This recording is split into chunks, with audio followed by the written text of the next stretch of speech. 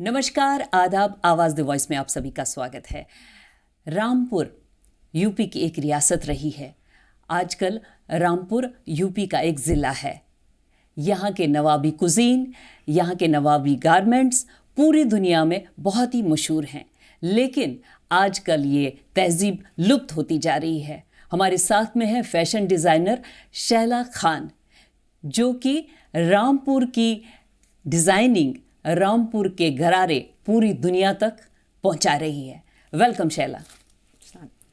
सबसे पहला सवाल मैं आपसे यही जानूंगी कि आपका जो ब्रांड नेम है उसका नाम है रामपुर के गरारे। तो ये गरारा होता क्या है, इसकी खासियत क्या है? मेरे ब्रांड का नाम रामपुर के गरारे है और मैं शैला खान हूँ। और मेरे लिए मैं सबसे पहले आपको बताना चाहूँगी कि गरारे सिर्फ एक लिबास ही नहीं है, वो एक तहजीब है और एक विरासत है जो मेरे शहर की दी हुई है। तो रामपुर के गरारे जो हैं, एक रियासत की जो नवाबजादियाँ हुआ करती थीं वो पहना करती थीं। वो अपने आप को खूबसूरत दिखाने के लिए और रॉयल दिखाने के लिए वो पहना करती थीं। रामपुर के गरारे एक बहुत रॉयल लिबास का नाम है, तो इसीलिए मैंने एक रॉयल लिबास को चुना कि ये मैं अपने ब्रांड का नाम रखूँगी। कैसे ये आइडिया आया? आइडिया तो बहुत, इसके पीछे भी एक कहानी है कि ये एक आइडिया कैसे आया। मैं आपको थोड़ा सा ही बताऊंगी कि ये मैं एक खाली फैशन डिज़ाइनर नहीं हूँ, मैं एडवोकेट भी हूँ और सोशल एक्टिविस्ट भी हूँ। Multi talented. जी, मैंने अपने शहर से चुनाव लड़ा था। तो जब मैं चुनाव लड़ने के दौरान जगह जगह वोट मांगने के लिए गई तो मैंने देखा कि बहुत सारे कारीगर ये काम बना रहे हैं। तो मैंने उनसे थोड़ा सा पूछा इसके बारे में, तो उन्होंने मुझे बताया कि मैडम, ये काम बनाने के बाद हम 2 वक्त की रोटी भी अपने बच्चों को नहीं खिला पाते हैं। अच्छे स्कूलों में पढ़ा पाना तो एक हमारा दूर का सपना भी है। ये बात मुझे बहुत हर्ट कर गई, क्योंकि ये मेरी मतलब लीक की भी नहीं थी कि मेरा कोई प्लेटफॉर्म हो, कि मेरा कोई कारोबार हो। मैंने अपने हस्बैंड से आके इस चीज़ का जिक्र किया कि मैं इन कुछ कारीगर जो हैं, जो बहुत ज़्यादा गरीब हैं या जिनके पास अंडर प्रिविलेज्ड हैं, मैं उनकी कुछ हेल्प करना चाहती हूँ। तो वो बोले कि हम लोग पॉलिटिकल लोग हैं और आप एक एडवोकेट हो, किस तरीके से आप उनकी मदद कर सकती हो। तो क्या क्या दिक्कतें आई? बहुत ज़्यादा दिक्कतें आई। एक पॉलिटिकल फैमिली में इस चीज़ का जिक्र करना कि मुझे गरारे बनाने हैं और मुझे एक बुटीक जैसा काम करना है, वो उनके लिए एक ऐसा था कि जैसे बहुत बुरी बात मैंने कह दी हो। पूरा परिवार मेरे विरोध में उतर आया और उन्होंने कहा कि नहीं, आप ये काम नहीं कर सकती हैं, आप टेलर्स बुला के या कारीगरों से काम बिल्कुल नहीं करवा सकती हैं। हमारे लिए जो मुखालिफ पार्टी है उनके लिए बहुत कुछ कहने के लिए हो जाएगा कि शायद आपको पैसे नहीं दिए जाते हैं या आपके साथ प्रॉब्लम्स हैं, आप अपने खर्चों के लिए ये काम करती हैं। लेकिन मेरा जो गरारे बनाने का काम था, वो उसके पीछे जो मेरी एक सोच थी वो ये थी कि जो रामपुर की एक रियासत के जो कारीगर थे उनके पास अब काम नहीं था और उन कारीगरों को मैं कहीं ना कहीं काम देना चाहती थी। और मैंने रामपुर के गरारे एक इंस्टाग्राम हैंडल बनाया। तो कहते हैं किसी की अच्छी नीयत होती है, अच्छी सोच होती है तो ऊपर वाला मदद करता है। तो मेरी ऊपर वाले ने मदद करी, मुझे इंस्टाग्राम के थ्रू ऑर्डर सब भी आए और धीरे धीरे परिवार को भी लगा कि ये इसके अंदर पोटेंशियल है, कैलिबर है, ये कर सकती है। तो काफ़ी विरोध सहने के बाद भी उन्होंने मुझे फिर सपोर्ट करना शुरू किया। इसके लिए मैं बहुत ज़्यादा धन्यवाद भी देती हूँ अपने परिवार को कि आज मेरा परिवार मेरे साथ खड़ा है और मुझे बैकअप करने के लिए मेरा परिवार खड़ा होता है। तो इस चीज़ की मुझे बहुत ज़्यादा खुशी होती है। कितना पुराना आर्ट है ये, जो कि लुप्त हो चुका था, और दूसरा आपने एम्प्लॉयज़ बिल्कुल वहाँ के उनको रोज़गार भी दिया, ये काम आगे बढ़ा जो कि लुप्त हो चुका था। और ये गरारों के बारे में बताइए कि मतलब ये क्या, कैसे बनता है, कितना टाइम लेता है, क्या इसकी खासियत क्या है? 1774 में 1774 में नवाब फैजुल्ला खां साहब रामपुर तशरीफ़ लेकर आए थे और अपने साथ बहुत सारे आर्टिसंस लेकर आए थे, जिसमें कि खाना बनाने वाले, कपड़े बनाने वाले और सब ये, जिसमें कि एक चटापटी भी, टुकड़ी का काम एक बेसिक आर्ट थी जिसके कारीगर भी वो साथ लेकर आए थे। तो जैसे जैसे वक्त गुजरता गया इसके कारीगर ख़त्म होते गए। 2018 में जब मैंने 2017 में मैंने इलेक्शन लड़ा तो फिर मैंने इस चीज़ को पाया कि इसका जो चटापटी के जो मेन कारीगर थे या टुकड़ी के जो कारीगर थे वो बिल्कुल ख़त्म हो गए थे, वो लुप्त हो गए थे। तो मैंने वहाँ के तत्कालीन डीएम को इस बात से अवगत कराया कि एक प्राचीन कला जो कि एक ऐतिहासिक हमारे मुल्क की धरोहर है वो बिल्कुल ख़त्म होने की कगार पे है और एक ही कारीगर अब रामपुर में रह गया है। तो उन्होंने इसका पूरा संज्ञान लिया और तुरंत सीडीओ मैडम जो इस वक्त की तत्कालीन महोबा की डीएम है गज़ल भारद्वाज जी को वहाँ पर हमारे जगह पर भेजा और इस चीज़ की जानकारी ली कि ये वाकई ये आर्ट जो थी ख़त्म होने की कगार पे चली गई है। तो उन्होंने उसमें काफ़ी सपोर्ट भी किया कि जिससे कि आर्ट और ये कला बढ़े, और हमने जेल की बंदी कैदियों तक को ये आर्ट सिखवाई कि जबकि वो जेल से निकलें तो अपना जीवन यापन इस कला को सुचारू रूप से करके आगे चला सकें।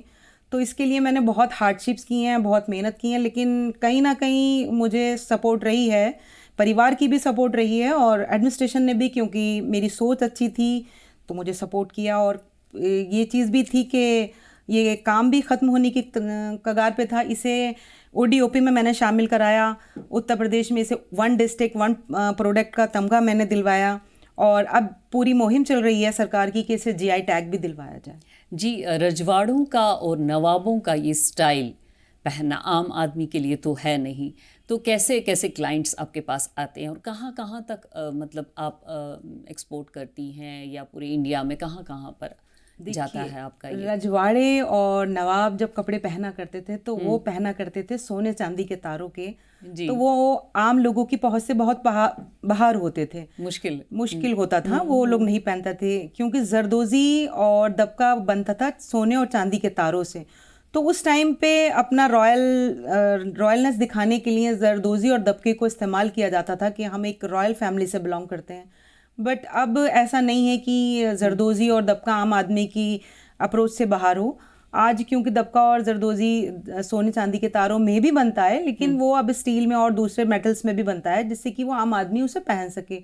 तो मुझे लगता है कि हम एक ड्रेस तैयार करते हैं 15 से 20 हज़ार रुपए में, तो दुल्हन का जोड़ा हर आदमी अफोर्ड कर सकता है 15 से 20 हज़ार रुपए की रेंज का जी। तो आज हमने इस घरारे को पहुंचा दिया है आम लोगों की पहुंच तक भी कि आम लोग भी इसे खरीदें, मतलब और खरीद सकता है। कितने क्लाइंट्स हैं आपके? मतलब अल्हम्दुलिल्लाह मेरे बहुत क्लाइंट्स हैं और मेरा इंस्टाग्राम हैंडल है उस पे 300K फॉलोवर्स हैं, 15 मिलियंस के करीब रीच है, जिसके थ्रू मेरे दुनिया भर के लोग मेरे एक स्टोरी को, एक पोस्ट को बैठ के देखते हैं और मुझे ऑर्डर्स देते हैं इंस्टाग्राम के थ्रू।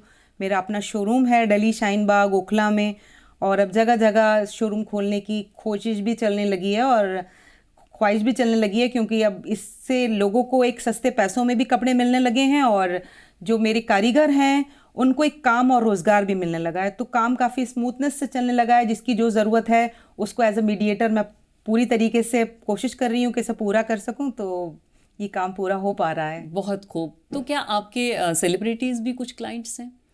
मेरे काफ़ी सेलिब्रिटीज़ मेरे क्लाइंट्स हैं, जिसमें कि PK मूवी में आई थी रुखसार रहमान, वो भी मेरी क्लाइंट हैं, और हमने अपने कपड़े काफ़ी लोगों को पहनाए, जिसमें कि हमने अपनी शॉल उद्धव ठाकरे जी को, जो कि मुंबई के वो हैं CM रह चुके हैं, उनको भी पहनाई है, ज़रीन खान जी को पहनाई है और अबू आज़मी जी को पहनाई है। तो बहुत सारे ऐसे सेलिब्रिटीज़ हैं जो हमसे कांटेक्ट करते हैं और हमसे ड्रेस लेने की कोशिश करते हैं, क्योंकि सोशल साइट एक ऐसा प्लेटफॉर्म है जहाँ पर कोई भी आके आपसे किसी वक्त भी टकरा सकता है। बिल्कुल, बेशक जा सकता है।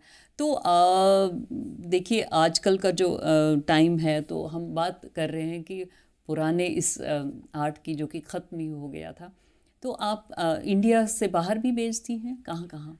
जी, मैं इंडिया से बाहर भी कपड़े भेजती हूँ और मेरे कपड़े ज़्यादातर कनाडा जाते हैं और अमेरिका जाते हैं, दुबई जाते हैं, लंदन जाते हैं, और 80% मैं आपसे बोलूँगी तो मेरे क्लाइंटेज जो हैं सरदार हैं जी। तो मैं ये भी कहना चाहूँगी कि जो लिबास होते हैं उनका कोई धर्म नहीं होता कि ये हिंदू हो गए, मैं ये यही तो जानना चाहती थी कि आपके मतलब, क्योंकि ये मुस्लिम ड्रेसअप है और ब्राइडल इस तरह के है, क्या क्लाइंट सिर्फ वही हैं? लेकिन अभी तक घरारों ने और कपड़ों ने फैसला नहीं किया है कि हम हिंदू हम मुसलमान हैं, तो सभी धर्मों के लोग मेरे कपड़े पहनते हैं, और ज़्यादातर जो पहनने वाले हैं वो सरदार लोग हैं। वो अपनी बहुत सारी मेरी बहनें हैं और दोस्तें हैं जो अपने लावे फेरों में रामपुर के घरारे पहनना बहुत ज़्यादा अपनी इज्जत अफजाई समझती हैं और अपने आप को रॉयल फील करना चाहती हैं, तो अपने लावे फेरों में घरारे पहनते हैं। कहाँ से? कनाडा से?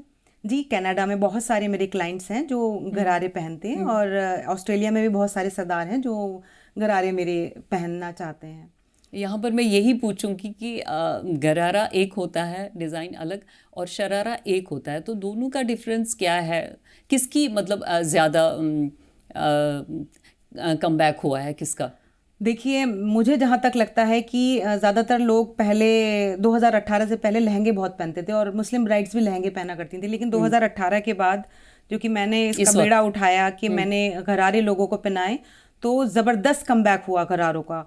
और मुझे इस चीज़ की बहुत खुशी होती है कि लोगों ने, हर धर्म के लोगों ने गरारे अपनाए, हर धर्म के लोगों ने गरारे पहने हैं, चाहे वो माता की चौकी हुई, चाहे वो लावे फेरे हुए, चाहे वो मुस्लिम का निकाह हुआ, तो सभी में मेरे गरारे पहने गए। जी। तो रामपुर के गरारों का ज़बरदस्त तरीके से और शैला खान के गरारों का ज़बरदस्त तरीके से कमबैक हुआ है। तो आपकी एग्जीबिशंस भी, अभी आप कश्मीर जा रही हैं? जी, मेरी अपकमिंग एग्जीबिशन है कश्मीर में 18 अप्रैल और 19 अप्रैल को, जो कि मेरा पूरा कश्मीर बेसब्री से इंतज़ार कर रहा है।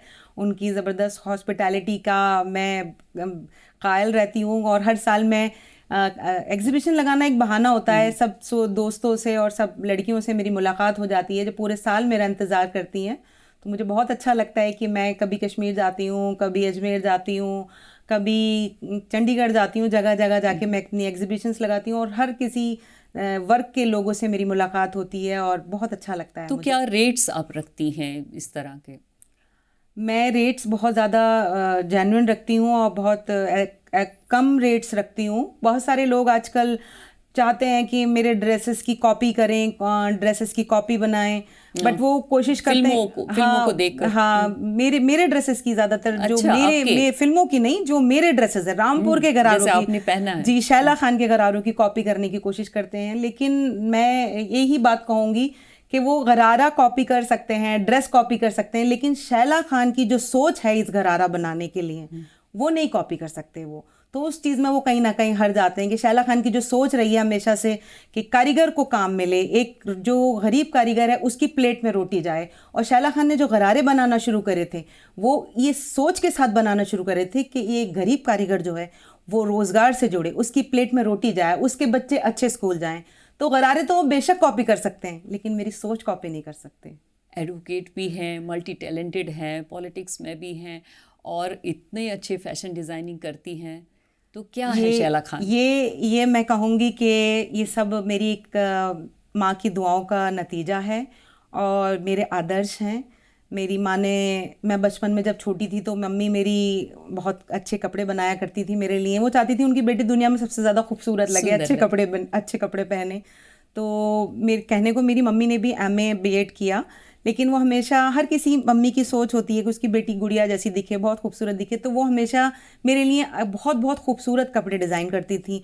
और इवन क्योंकि वो पुराने दौर से थी तो उनको गरारा काटना भी आता था, तो गरारा काटना भी मैंने अपनी माँ से ही सीखा है।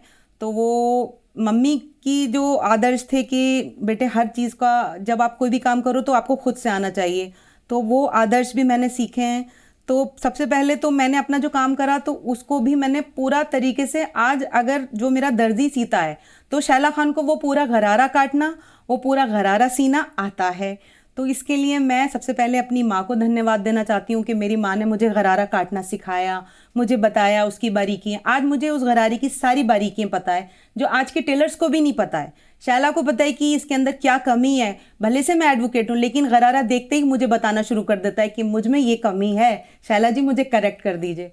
तो मेरी माँ की दुआएं हैं। फिर उसके बाद मेरा परिवार मुझे बहुत सपोर्टिव रहा। मेरा परिवार चाहता था कि मैं LLB करने के बाद जुडिशल सर्विसेज में जाऊं, जिसके लिए मेरे हस्बैंड ने मुझे बहुत सपोर्ट करी।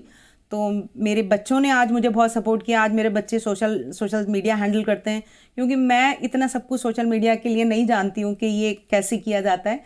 तो मैं ये कहूँगी कि मैं बहुत भाग्यशाली हूँ और मैं बहुत धनी हूँ कि मेरी माँ, मेरा परिवार, मेरे पति, मेरे बच्चे आज सब मुझे मेरे इस काम में, शैला खान को शैला खान बनाने में लगे हैं और मुझे बहुत सपोर्ट किया है। मैं इसके लिए सबका, आपके इस पोस्टकार्ड के ज़रिए, आपके इस ब्रांड के ज़रिए मैं सबका धन्यवाद भी करना चाहती हूँ कि मुझे सब ने शैला खान को शैला खान बनाने में मेरे परिवार का बहुत ज़बरदस्त योगदान रहा है।